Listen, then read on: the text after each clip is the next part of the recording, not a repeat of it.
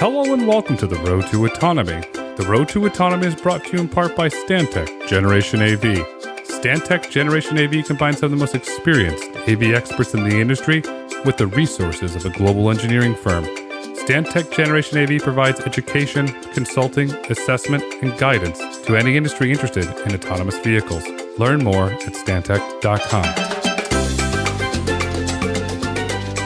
Hello and welcome to the Road to Autonomy. I am your host, Grayson Brulte.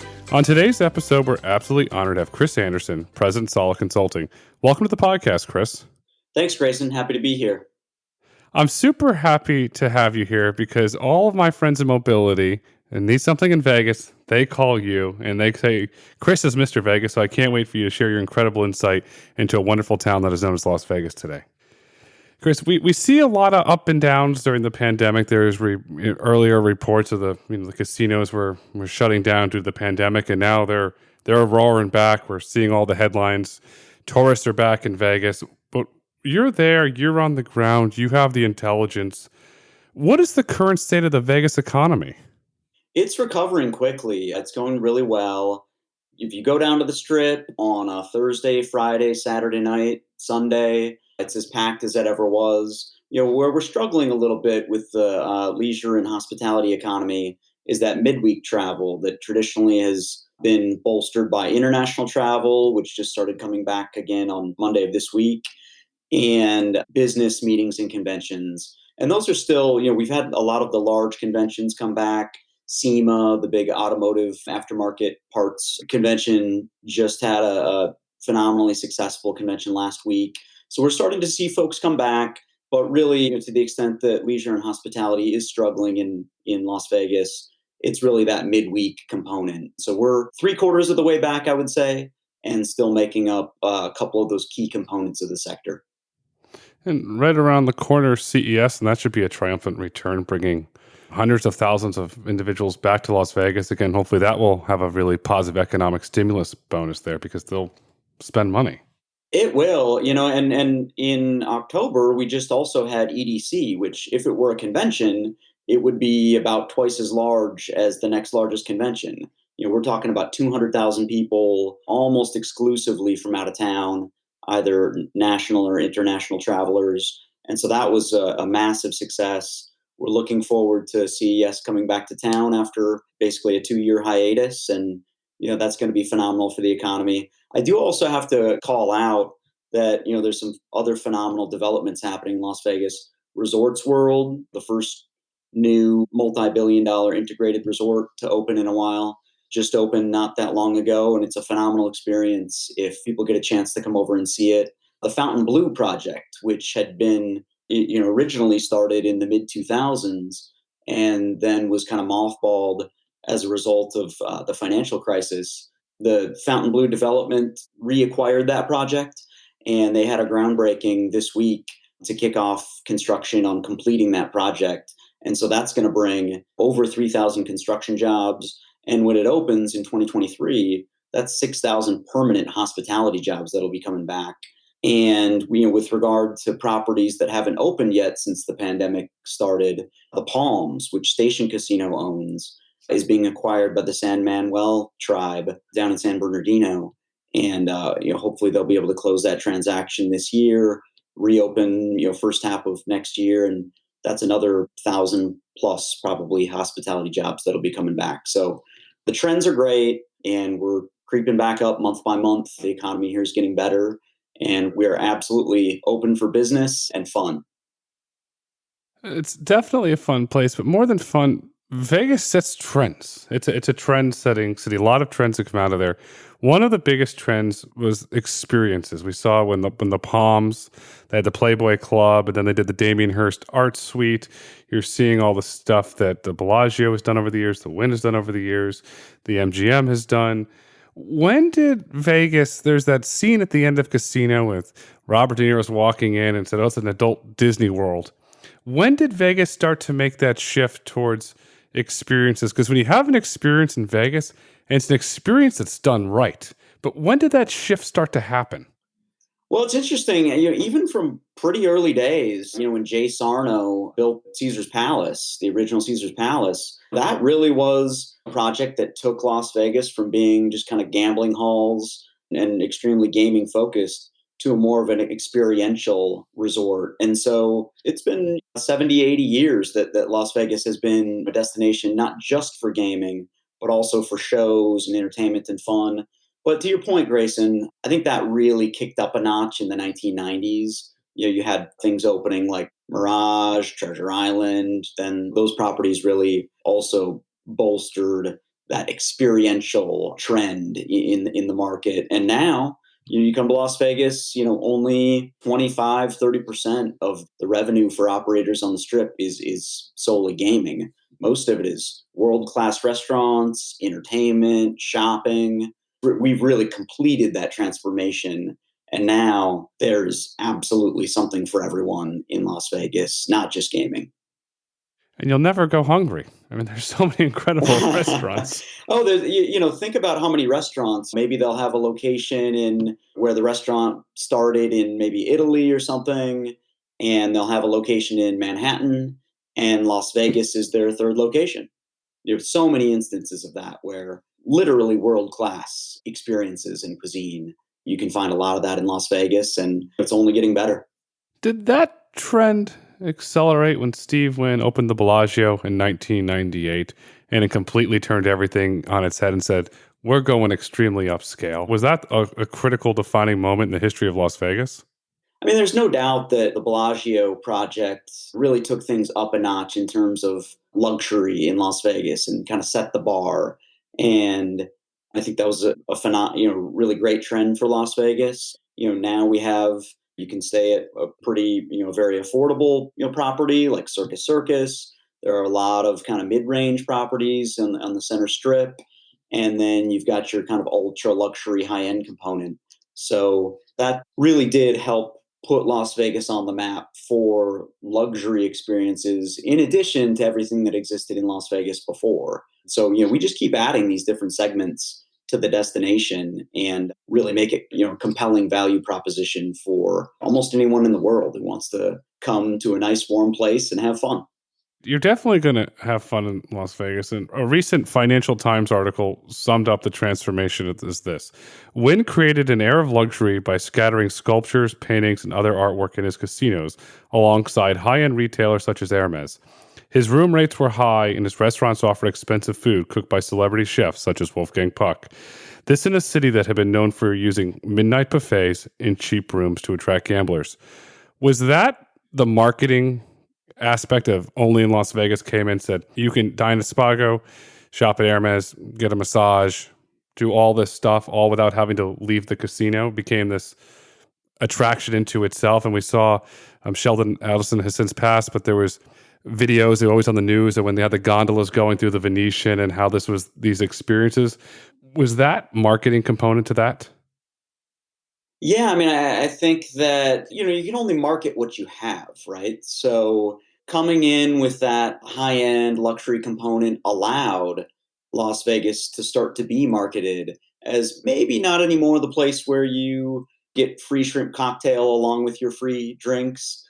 But now, the shrimp cocktail is maybe $15 or $20, but it's the best shrimp cocktail you've ever had in your life. And that's one kind of thing that kind of sums up the change in the destination kind of in a nutshell. Luxury is clearly defined as a trend in Las Vegas.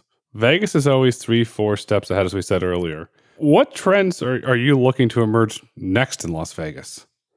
Well, look, I mean, we have a lot of exciting things coming online. We've got, I don't know if you're familiar with the Boring Project, but they're digging underground tunnels to allow mobility between the Las Vegas Convention Center and some of the resort destinations.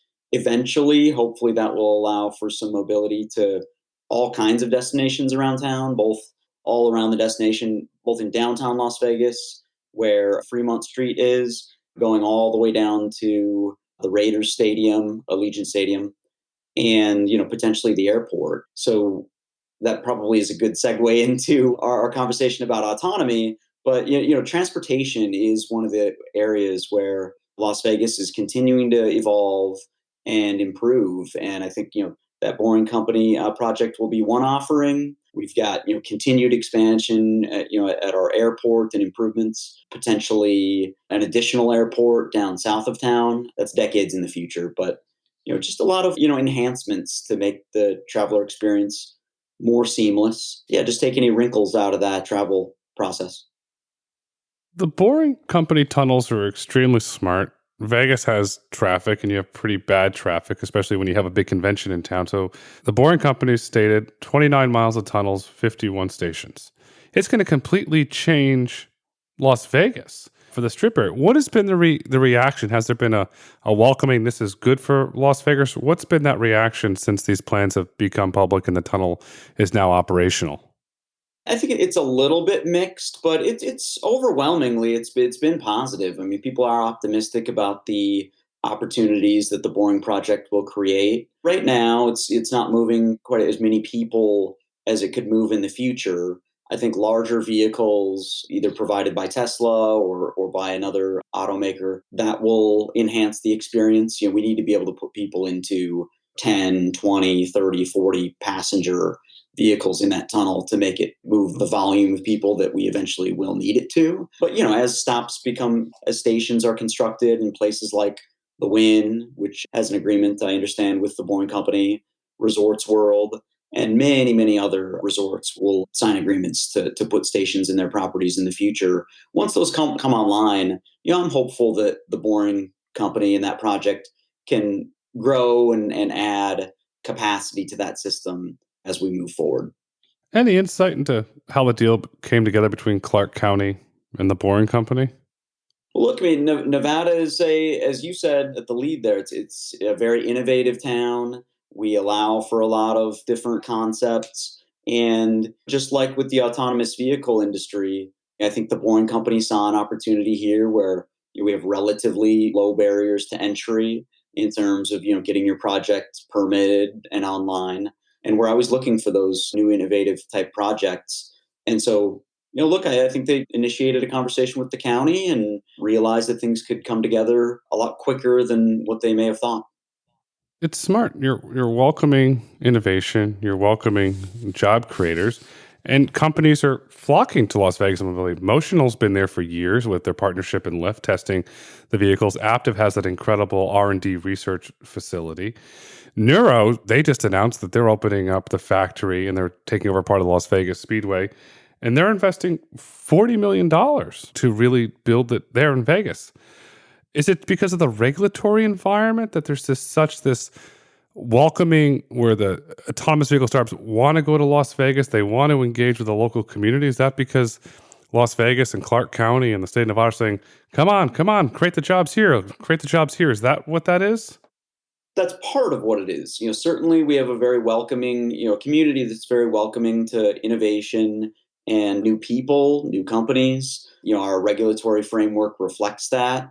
But also, we've got a really great climate, just in terms of weather for testing and deploying autonomous technologies. It's not quite as challenging as, say, where I grew up in northern Minnesota. And the other thing too is it's the ultimate branding opportunity. If you launch in Las Vegas, you're going to get hundreds of millions, if not billions, of impressions around the world because Las Vegas is such a destination. I mean, we saw that an analogous development in the cannabis world, where a lot of multi-state operators, a lot of companies that operate internationally want to have at least a presence in Las Vegas because you have to be here. If you want to be big and you want to be known around the world, this is the way to get yourself on the map, especially with something that's new and or innovative. If you stay on the innovative branding topic, MGM's BetMGM online gaming app is going bonkers. It's outperforming everybody. They're talking about, it was yesterday on CNBC about the incredible growth of the MGM brand. Is that because they have the physical presence in Las Vegas? MGM is a household name. Individuals know either, from the movie theater, which is not because the roar of the lion, but from the big green casino on the strip. Is that an example of a brand that's translating outside of it's a brand that's rooted in Las Vegas, but is moving into Main Street? Yeah, look, I mean, a lot of our large native to Nevada corporations are, exporting themselves around the country and around the world. I mean, MGM has created a great brand in Las Vegas, obviously, for many decades. And it's not a surprise to me that they're leveraging that into a nationwide and really international presence. And it just shows the power of, what you can do when you're Vegas born or Vegas based. I like that Vegas born. Is there some secret skunkworks lab where some autonomous company is building something that's going to come out there born in Vegas? I hope so. I mean, I just think not everything that happens in Las Vegas stays here, and we just have a tremendous, tremendous opportunity to enhance any brand or any company that chooses to invest heavily in this community. Because when you invest heavily here, you set yourself up, as we've seen. That MGM example is a very apt one. You're just setting yourself up for worldwide success. You're setting yourself up for success. You're born in Vegas. And so I look at Motional is operating there with Lyft, their partnership. Zoox is very publicly testing their vehicles on the street of Las Vegas. And then, me being me, I said, okay, wait a second. Las Vegas is known for gaming. Do we get to a point where online gaming and these mobility autonomous services go together and you have this only in Vegas experience where if you're getting picked up at the Harry Reid International Airport, let's say Resort World sends you an autonomous vehicle that's branded their way, and then you have the ability to game in there on your way to the hotel? Do we see that kind of expanding that way? I think there's no doubt that that is going to happen. Obviously, we have great online sports betting opportunities right now. Sometime in the future, I can see full internet gaming being an option. So when those products are ready for it and the autonomous vehicle industry is ready for it, there's no doubt in my mind that that will happen. And I think to that point, a company like Zoox that is building its autonomous vehicle from the ground up is really a unique concept. Something like that is going to allow for amazing opportunities for synergies with the gaming space because they focus so much on customer experience and audio visual technology. You see some of these other companies, Neuro's focusing more on product delivery. Motional is kind of moving forward with their BMW X5s with sensors on them, but really a ground up type build is going to provide for just incredible enhancements in terms of customer experience. And I think that's where you're going to see the synergies with the gaming industry. There's no doubt that a bespoke autonomous vehicle completely redesigned from the ground up for electric vehicle is the future. The Zoox vehicles you mentioned, it's beautiful. It's like the headrest, you get the stars that come up there, and the way that they have the inductive charging for your cell phone. And then, as Dr. Rosekind says, the way it was designed for all of the safety implications. They really thought that through. And so, me being me, and I'm thinking about all these things. I'm going to go back to the Robert De Niro scene here in Casino. And he walks through, it's an adult Disneyland. Well, when you go to Disneyland as a kid and you ride in an autonomous vehicle, you're going to go home and tell everybody, wow, Mickey Mouse was in the autonomous vehicle with me. Hey, what a great experience. But imagine in Vegas, you have groups or tourists or couples that come for vacation and they get picked up in a custom built autonomous vehicle at the airport, and it's got a slot machine in there. And that's your only in Vegas experience. And then they're going to take the TikToks, the Instagrams. Look what I did. And then you're going to see, like the old days, the taxi line at Harry Reid International Airport. There's going to be the slot machine ride. It's going to be 3-4 times as long because everybody's going to want to get that photo. Yeah, no doubt. I mean, we see that reaction from visitors to our destination all the time. And I should disclose that my consultancy does do some work for Zoox, but I think what I'm talking about in terms of the uniqueness of their ground up build is pretty self evident. But yeah, I mean, I absolutely can envision a future where potentially a Zoox vehicle has a slot machine or whatever the digital version of that is going to be in the future. Slot machines are obviously already heavily rely on electronics, but that's going to continue to be a trend, I think, in the gaming sector.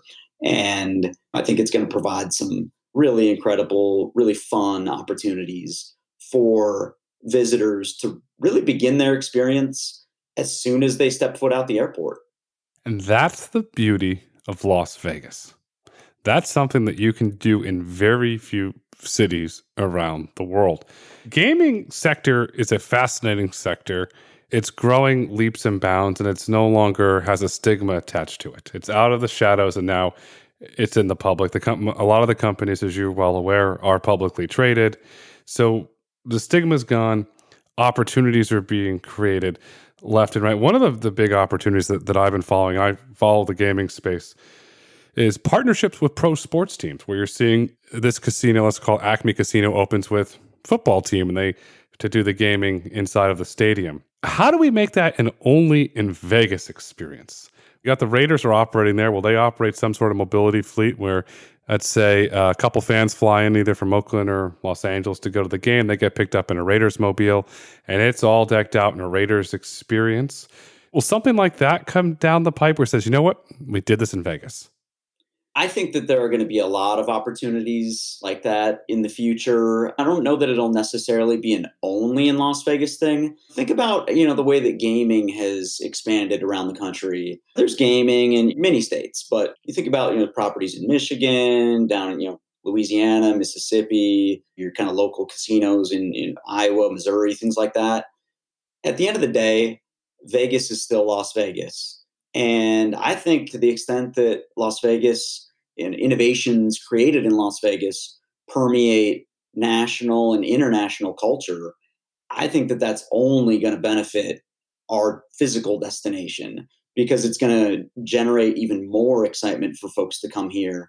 And Las Vegas will always be ground zero.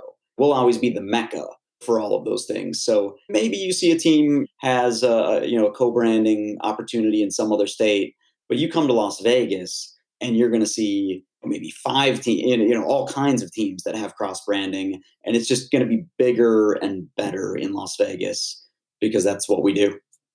Definitely do bigger and better. There's no doubt about that. And will the casinos and the casino operators view these as growth opportunities to, instead of picking Resorts World, this person might come, I want to go to the Bellagio, or I want to go to the Venetian. Will they use this as a competitive advantage to try and draw more individuals to stay at their properties? I don't know about staying at properties, but these exclusivity with teams and leagues, I think does contribute to brand awareness and that external marketing outside of the state of Nevada, which then generates brick and mortar opportunities in the Las Vegas destination. So that's how I look at it.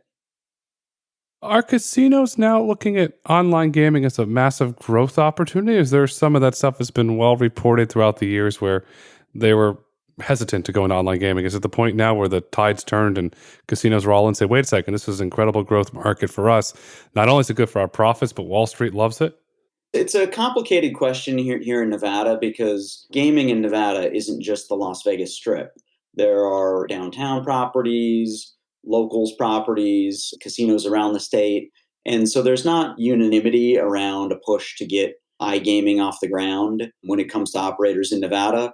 But I think it's hard to deny that looking out into the future, that is a space where some of the largest operators in Las Vegas would like to expand to.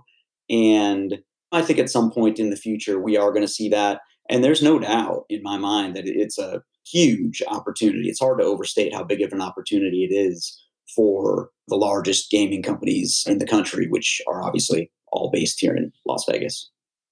And what will the regional casinos, will they play a role in this, or will they partner with other regionals and perhaps form a regional online gambling consortium or something like that? Or will they not even entertain the market? I think they may have some iGaming offering, but just like you see with sports betting, it takes an incredible amount of investment to leverage your brand, create a compelling digital customer experience. And so I think it's more of an opportunity for the largest companies, a little bit less when you're talking about regional or kind of locals properties. And I think some of that accounts for the difference in opinion within the state of Nevada over, kind of how we should move forward with internet gaming.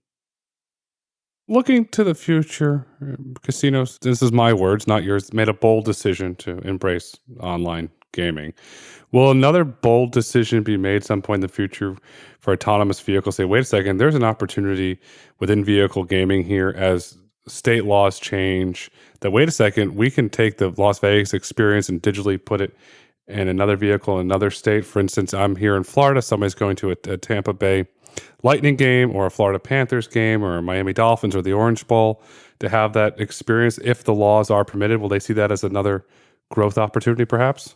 No doubt. I think that, again, to your point, it's based on local regulatory regimes, but I do think that there's probably going to be demand for that on the way to a Tampa Bay Lightning game. The way that sports betting is rapidly expanding, how could you not envision someone, a fan hopping in an autonomous vehicle that maybe has some really great digital offerings, kind of starting that experience with their transportation and looking into some odds or betting on their favorite player to score the first goal of the game.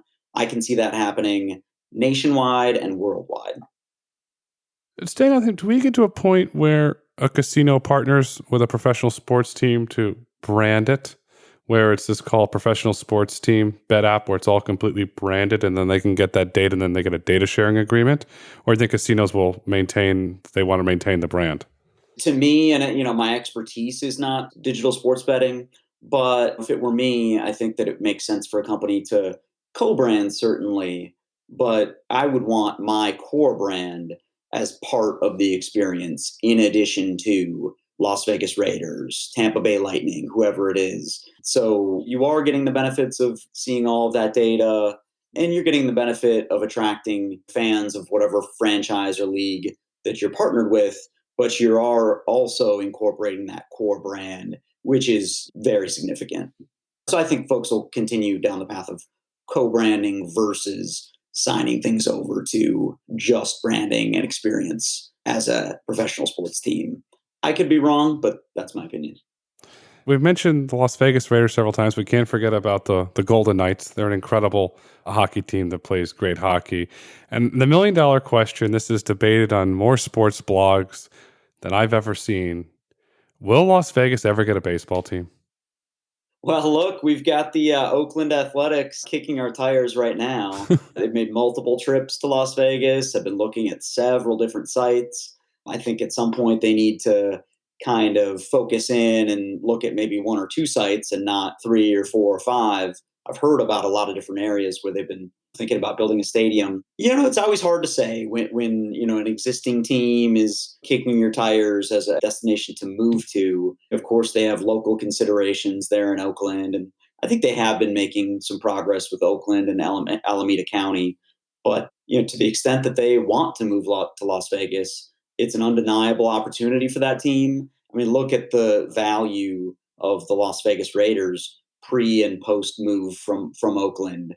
I mean, that franchise has increased in value two or threefold since the move. And so for professional sports team ownership, I think they have to look at that. And, we're a market that can absorb more professional sports. We have so many tourists coming in every year. And there's no doubt in my mind that we could fill a professional baseball stadium day in, day out.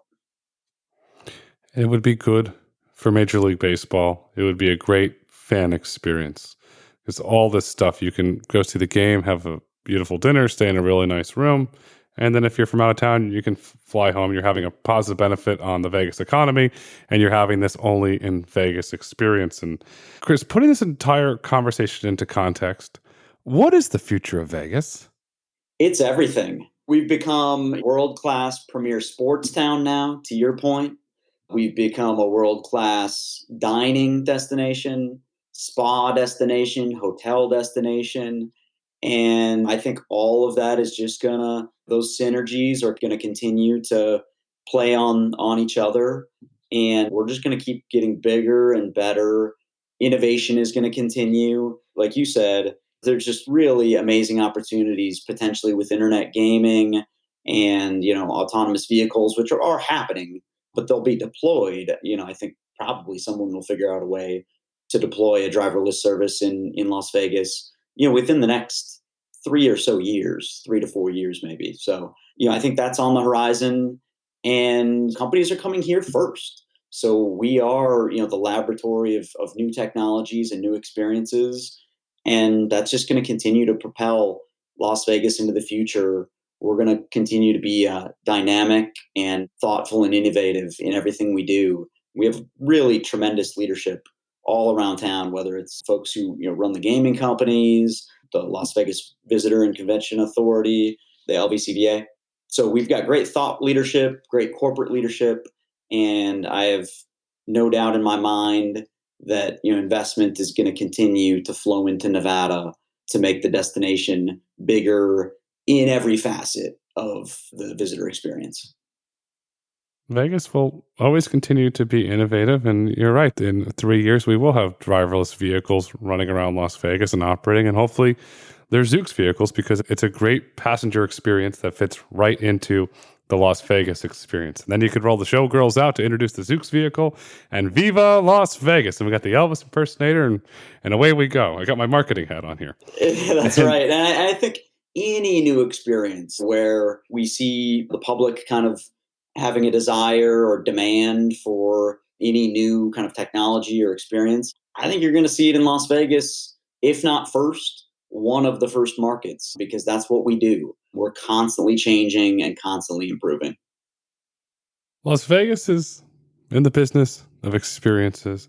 And Chris, as we look to wrap up this extremely insightful conversation, what would you like our listeners to take away with them? Come to Las Vegas as soon as you can and as often as you can, because there is nothing in the world like it.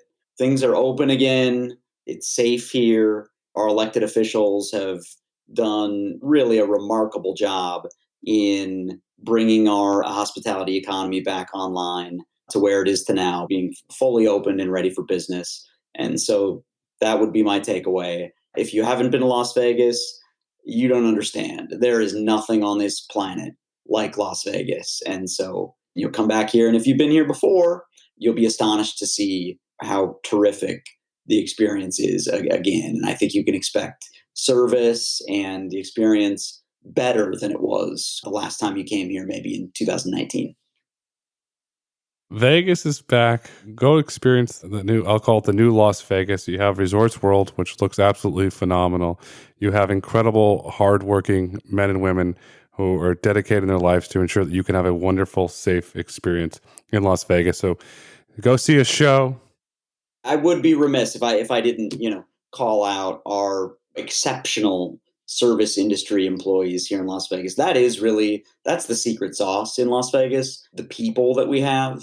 And that makes all the difference in the world. I go to large metropolitan areas all over the country, all over the world, and you will never get the level of service as what you see routinely in Las Vegas. Chris said it a lot more beautiful and elegant than I did. Go to Las Vegas, have a wonderful, wonderful experience because the individuals taking care of you care. Because as we heard today, the future's bright, the future's autonomous, and the future is Las Vegas.